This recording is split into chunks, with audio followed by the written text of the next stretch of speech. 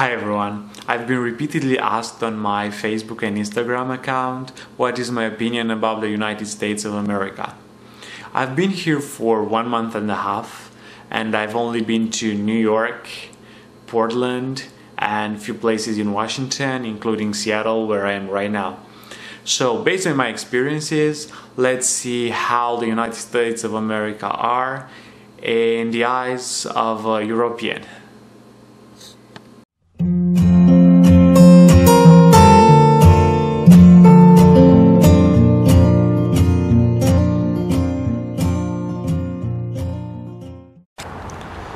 Do you know those parties that you wait for the entire week?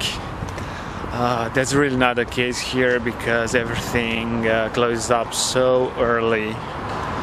What I'm used to is around midnight leaving my house and then party and dance and have a good time until the sun is out.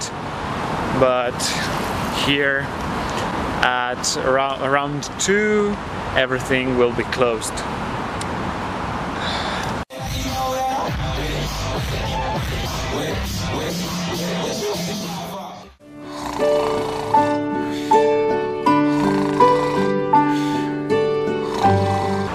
Then let's take another example, not just dancing, karaoke, because I really love going to karaoke, and I tried it twice, and both times I was there around 11 and until 1:30 when it closed. I had time to sing only one song. Some people got lucky, they were able to sing too, but that's again not what I was expecting. But this brings me to my next point. People are not shy. They will go on that stage, have fun, they are very open. If you find yourself in a huge line or in a long journey on a bus, certainly you won't get bored because someone will just randomly ask you, hey, how are you? And then a conversation will just start. But now, let's see what's the bad side of this. Every time I see this statue at night, I just think that it's a real person. Sorry. So back to the subject. Wherever you are, either in a bar, in a restaurant, on the street, in a train station, it doesn't matter because everywhere people will smile at you. And that's very nice, right? But then you start wondering when their smiles are really genuine, because they do it all the time, right? They lose their values. Then again, people being so bold, I had a really hard time when I was in New York because even the slightest eye contact with people who were on the street make them to just follow me and try to sell me things or do some scams. And they were just following me for around 5 minutes trying to do their stuff. So if you go there, be careful and don't forget, never do any eye contact with anyone while you are in New York City.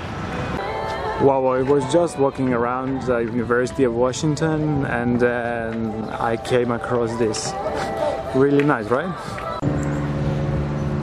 We may think that Americans are a bit too sensitive, but that also has a good part.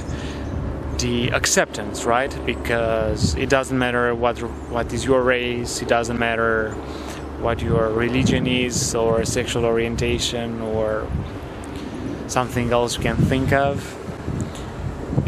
All that matters is your character, what kind of person you are. And this is really a thing I appreciate because I'm from Eastern Europe, where you can see a lot of hate on this kind of subjects, and that makes me sad. In my case, I'd rather go to different countries, experience different cultures, hear different languages. But I think it is very cool to live in such a huge country and to be able to go so far away from home and still feel like at home because you hear the same language and the way things are done is very similar to the way things are done home. Also, it's great economy that determines a lot of people to come here for work. Now I will concentrate a bit more on things I didn't really like here because mostly I find them annoying. A country made for cars. If you don't have a car, and I don't, then it is very hard to get around just relying on the public transport because walking is usually out of discussion. Of course, this is not the case in New York City, but not every city is New York City. When I was in Portland, for example, which is a city that's smaller than Seattle, which I really enjoyed, by the way, this was so obvious as I was walking on a sidewalk and at some point the sidewalk just ended. Then I had to cross on the other side of the street just to continue walking, but there was no crosswalk nearby, so I was just wondering what I will do now. Oh, whatever. In the end, I just crossed the street. I continued walking for maybe 5 more minutes and then the same thing happened again. The sidewalk ended and I had to cross on the other street again. Fake prices. What I mean here is that when you see a price, that's the price without tax. And even if you know this before, if you're not used to it, you just see, let's say you go to some restaurant, you order a beer and you see, oh, this beer is only $4, but then with taxes it may be $4.5, and then you also have to tip like 20%, so this is like $5.5 or something like that. So if you also order some food, you will just end up paying way more than you were expecting. Drinking age and ID checks. The main issue with this is that I don't have a national US ID card, so I just have my passport, which I have to carry around all the time in my pocket because it's summer and I cannot take my jacket because it's too hot. And also the drinking age, 21, I think it's a bit too much, but who am I to judge, right? Measurements. Do I even have to talk about this? Thank you for watching. If you have been to US, then you can tell me in the comments what is your opinion about it, what you like, what you don't. And please don't forget to check my Instagram page because there I have photos from all my trips. I will continue to travel and post photos, Insta stories. Bye.